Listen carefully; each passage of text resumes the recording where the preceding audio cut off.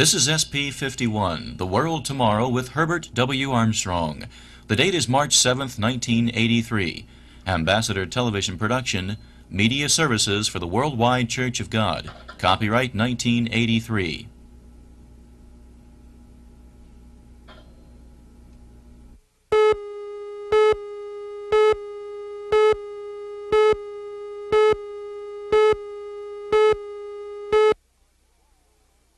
Why are doors open to me for personal, close personal contacts with heads of state all around the world? That is, with kings, with presidents, with prime ministers, emperors, and others high in office of national governments around the world.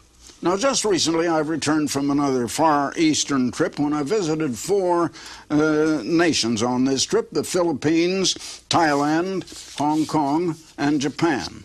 And I had personal contacts, once again, with heads of state.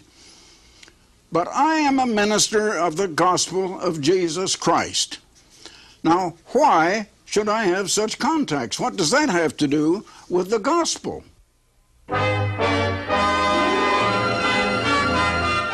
The World Tomorrow.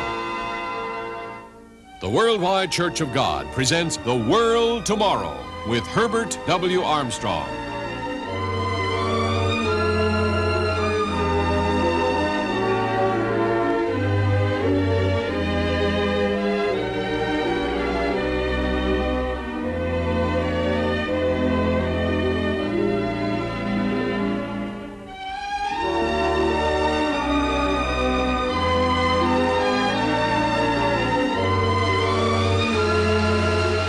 Ladies and gentlemen, Herbert W. Armstrong. You know, Jesus Christ is the one who brought the gospel, and he had contacts with the great and the near great of his day. He not only talked to the common people, he talked to all people. And he talked to the great and the near great in private conversation. He didn't say, "Give me your heart and let me save you." And neither do I. But what is the gospel?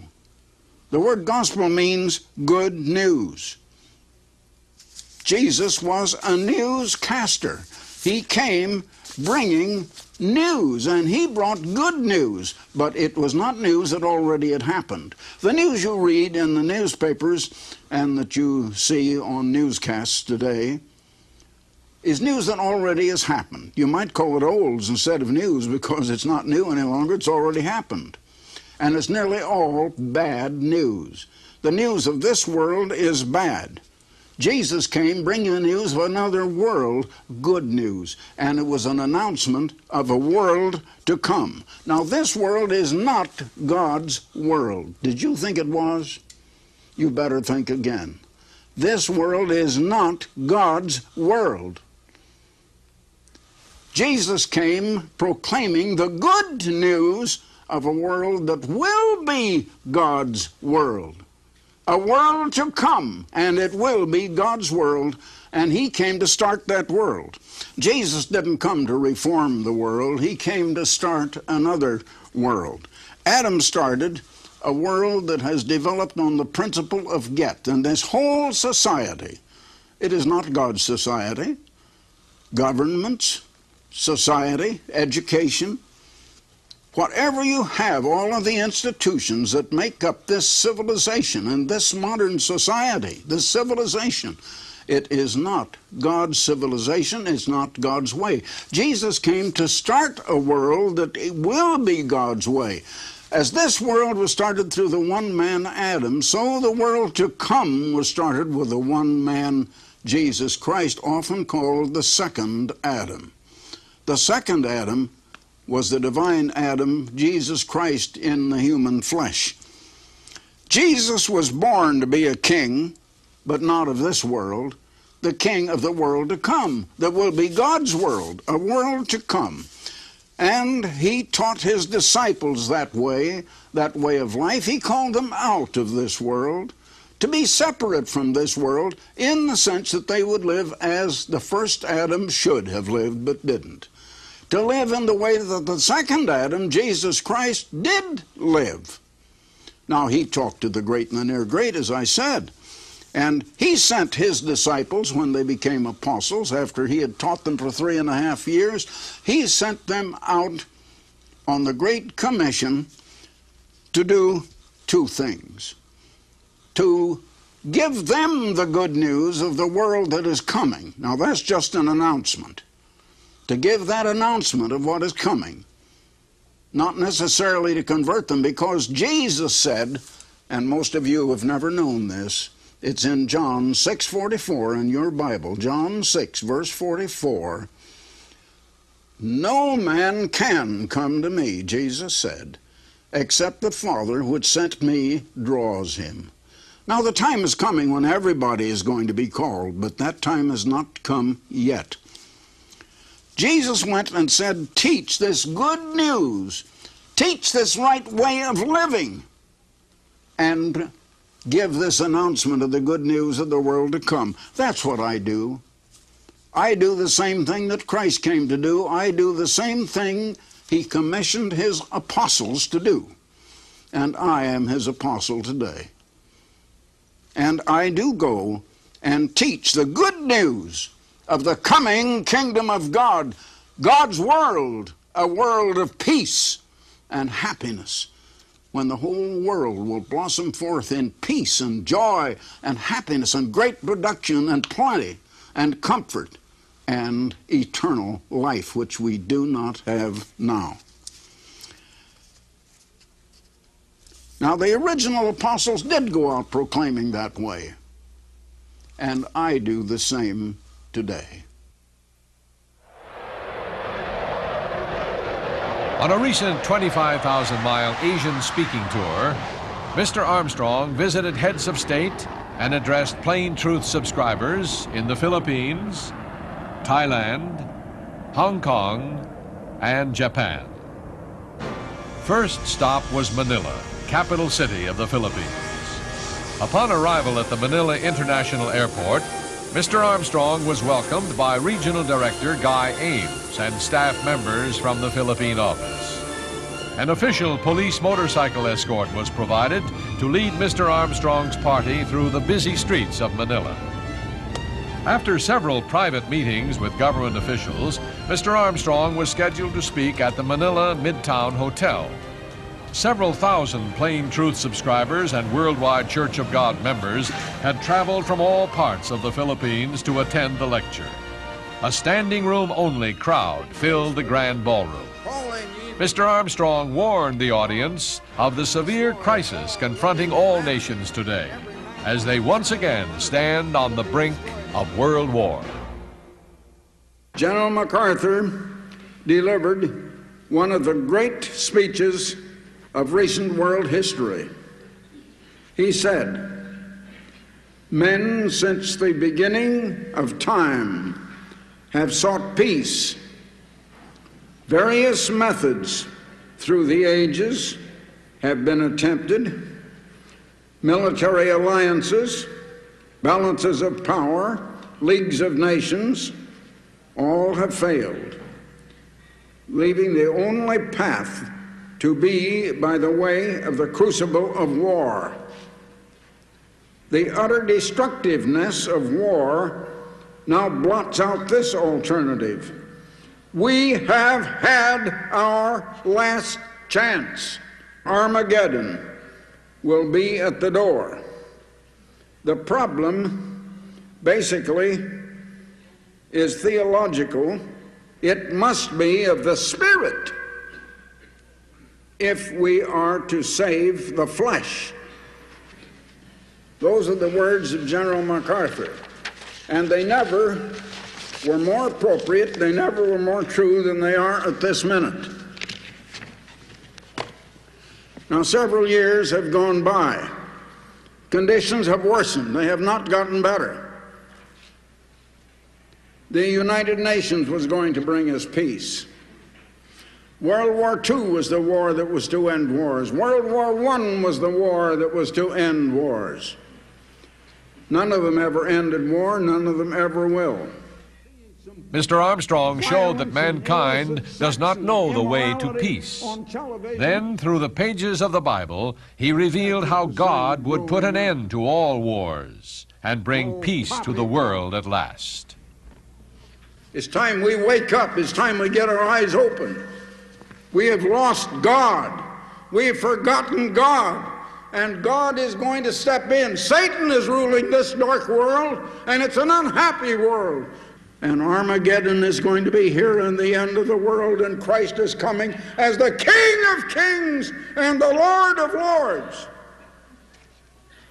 And they shall see the Son of Man, or Jesus Christ, coming in the clouds of heaven with power and great glory and supreme authority to rule all nations and bring in the world tomorrow. That will be a world of peace at last. From Manila, Mr. Armstrong flew to Bangkok, capital of the Kingdom of Thailand.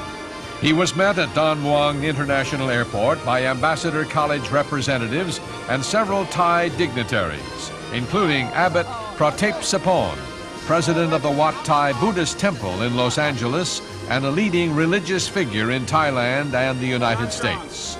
Mr. Armstrong was again provided with an official police escort. Later that day, Mr. Armstrong was interviewed by representatives of the Thai press and a leading television station about Ambassador Foundation projects in Thailand and the work around the world. We're interested in teaching the way of life and also the purpose of life. For example, why were we put here on earth? What are we human beings doing here? Why do we live in a world, for example, with such a paradox in which we have, in today's world, awesome progress, awesome accomplishment, and at the same time we have appalling evils. You've had appalling evils right here in Thailand. Now, we find that in this world, the guiding motive in life has been what I call get. And there was a great teacher who said it is more blessed to give than it is to receive. Now, I learned that 56 years ago, and I've been practicing this way of giving ever since, instead of getting. And I find that it really pays. We're helping with projects in many nations. Mr. Armstrong was driven to the office of the Prime Minister, where he was to receive an official decoration by Deputy Prime Minister Major General Brahman Adireksan on behalf of His Majesty King Bhumibol Adulyadej. Upon his arrival, he was officially received by the Deputy Prime Minister. Following their personal meeting, the formal presentation took place in the ceremonial room. Before a portrait of the king, flanked by the United States and Thai flags, the protocol officer read the citation. คำประกาศเกียรติคุณ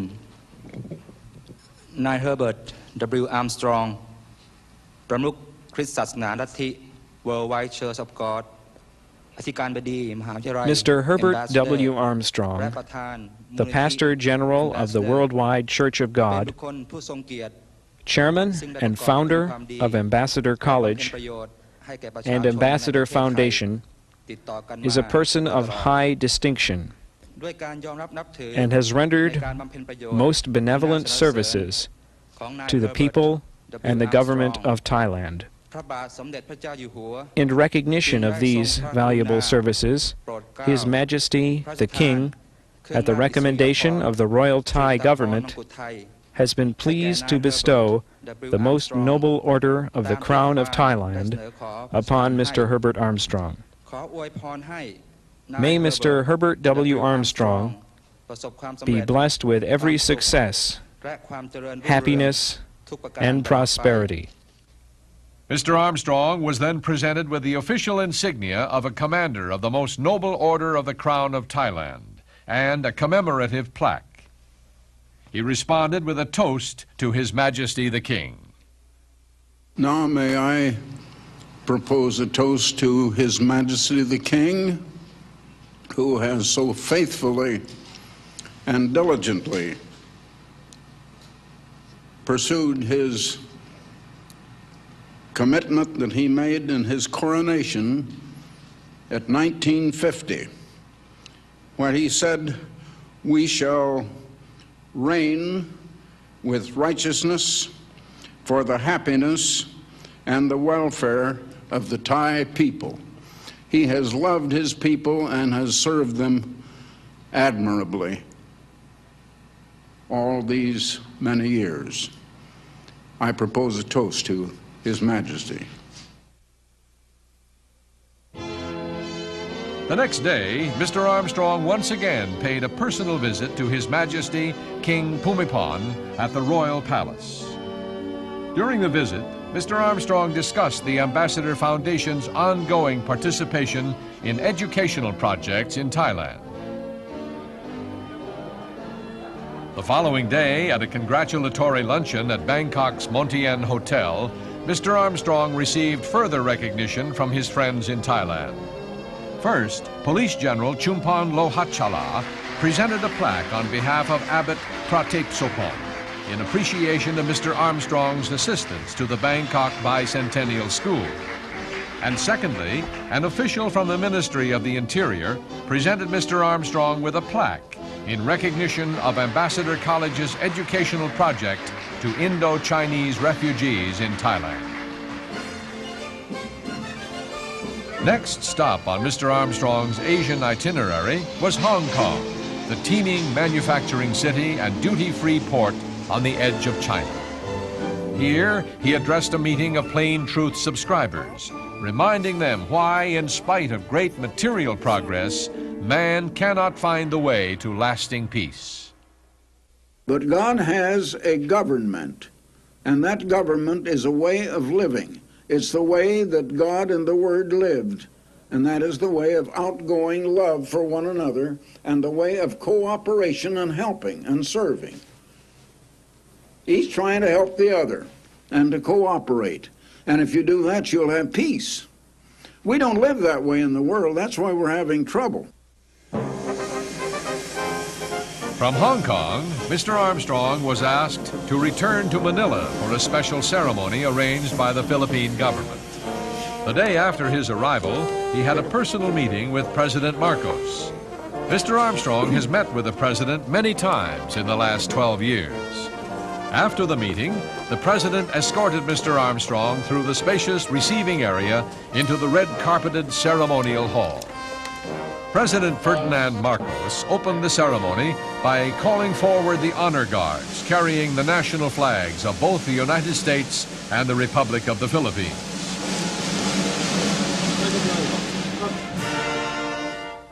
As a United States citizen in a foreign country, Mr. Armstrong was moved by emotion when the band played the Star-Spangled Banner, as well as the national anthem of the Philippines.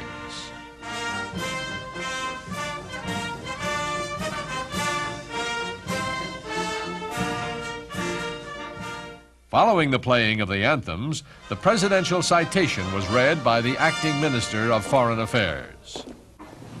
Malacanang Palace, Manila.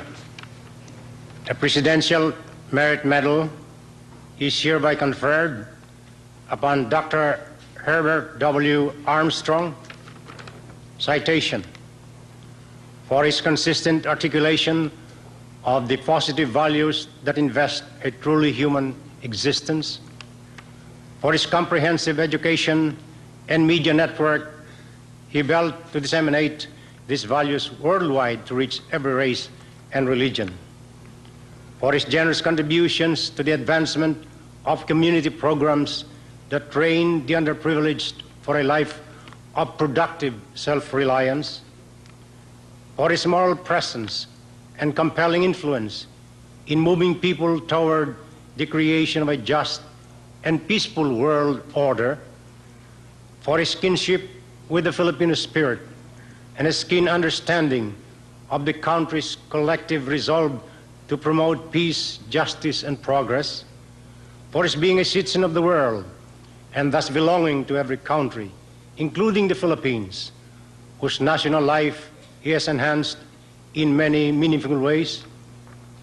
Now, therefore, I, Ferdinand E. Marcos, President of the Philippines, do hereby confer upon Dr. Herbert W. Armstrong, Pastor General of the Worldwide Church of God, Editor-in-Chief of the Plain Truth magazine, Chancellor of Ambassador College, and Chairman of the Ambassador Foundation, the Presidential Merit Medal in testimony of the nation's appreciation of his personal efforts.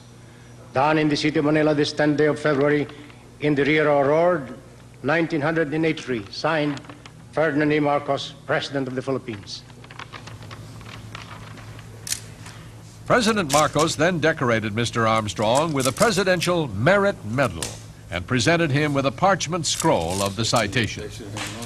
The Presidential Merit Medal is the highest award that President Marcos can confer upon a non-Filipino citizen. Following the ceremony, the President invited Mr. Armstrong to address the assembled dignitaries.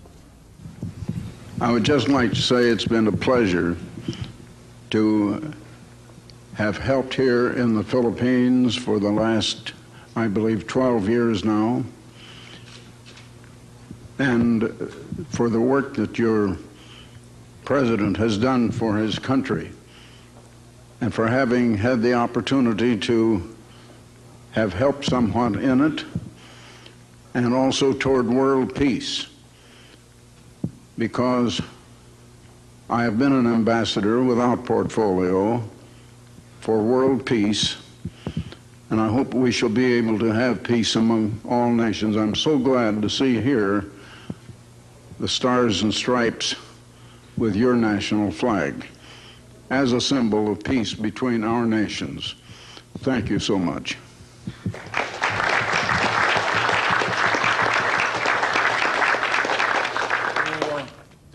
At the conclusion of this prestigious ceremony, President Marcos requested all in attendance to join him in toasting Mr. Armstrong. Following the President's toast, Mr. Armstrong replied with a toast to the President and the First Lady. The last stop of Mr. Armstrong's Asian tour was Tokyo, a city of over 12 million that combines ancient tradition and the ultimate in modern technology. Since the end of World War II, the Japanese have become the superstars of the industrial world. Mr. Armstrong has been a frequent visitor to the Japanese capital.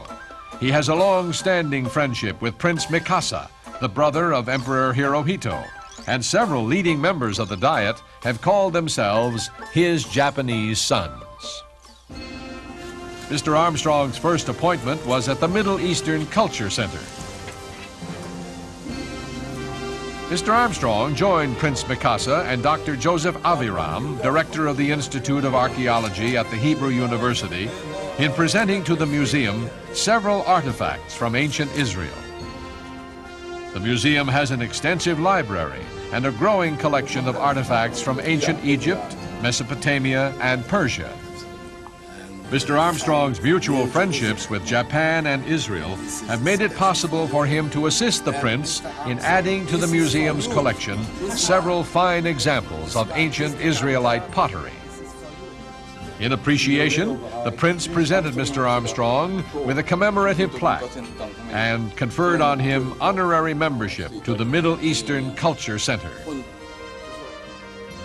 Dr. Herbert W. Armstrong, distinguished educator, peacemaker, and philanthropist. By the action of the Board of Directors of the Middle Eastern Culture Center in Japan, and by the authority vested in me, I confer upon you the honorary membership of the library, and admit you to all the rights and privileges thereunto pertaining. Signed, Prince Takehito Mikasa, Honorary President. During his visit to Tokyo, Mr. Armstrong was also invited to meet for the first time the new Japanese Prime Minister Yasuhiro Nakasone at the Japanese Diet Building. Well, good morning, Mr. Prime Minister. I have met all prime ministers now since Prime Minister Savo. So you will be the 7th prime minister I have met. I am very honored to see you. Very happy to meet you. Mr. Armstrong follows the time-honored tradition of bringing a gift when visiting a head of state. He presented the Japanese Prime Minister with an example of fine American craftsmanship, a personally selected piece of Steuben crystal. He also presented Mr. Nakasone with the latest issue of the Plain Truth magazine, since the Prime Minister is featured on the cover. Mr. Nakasone showed interest in the magazine and personally autographed a copy for Mr. Armstrong. After the presentation, Mr. Armstrong discussed with the Prime Minister the current trade difficulties between the United States and Japan. This is the same issue of the Plain Truth, the same copy that Prime Minister Nakasone himself looked through and autographed for me. You can see his autograph just as he gave it right here. He asked, should he write it in Japanese or American? And I said, just whichever language you usually sign it in. And that's the way he signed it. Now, this issue of the Plain Truth has an article about Japan. Japan, Asia's economic superpower, faces an uncertain future. And yet Japan is right now almost the dominant economic power in the world today. This article is, despite this recession, you can solve your financial worries. Here's another one, testing time for West Germany. What is going to happen over there? It is the most unique magazine on earth. There is no subscription price. Now, I'd like to send you a year's subscription if you're not already a subscriber. All you have to do is just send me a request, and there is no subscription price. There'll be no follow-up or request for money or contributions. The Plain Truth. And also a booklet just off the press now, Your Awesome Future, How Religion Deceives You. I will send you that free booklet, and there is no charge, no request for money, no follow-up of any kind. Just send your request to me, Herbert W. Armstrong, Pasadena, California. That's Herbert W. Armstrong, Pasadena, California, 91123.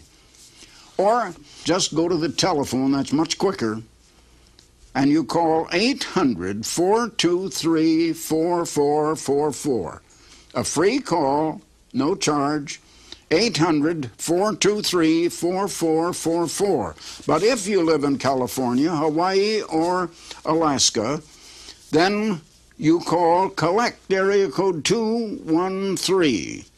The number is 304-6111. 304-6111. So, until next time, Herbert W. Armstrong, goodbye, friends. For the free literature offered on this program, write Herbert W. Armstrong, Pasadena, California, 91123. In Canada, Box 44, Vancouver, BC.